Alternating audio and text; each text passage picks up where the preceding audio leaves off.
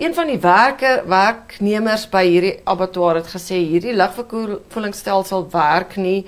Daar's nie 'n moniteringstelsel nie. Jy gaan nie weet wanneer daar lekkasies is nie, wat natuurlik nou 'n invloed het op nie net die personeel nie, maar dat ook die vleis beïnvloed. So die hele Aggamob se reaksie volg nadat hulle 'n A+ gradering gekry het, BRC. Ek moet net doodseker maak dit is 'n voedselveiligheidsaudit en jy moet dit hê as dis volgens internasionale standaarde. So hulle het in Augustus onaangekondig hier opgedaag en daar's 'n A+ gradering gekry en Aggamob wat sê die gradering is geensins onder verdenking nie en met verwysing na die verkoelingsstelsel en goed sê hy hulle wag op 'n verslag van Burmester en Vennote wat dit nou omvattend ondersoek het en hulle is ook besig met opgraderings want jy kan dink daai abattoir is ook nou al jare oud.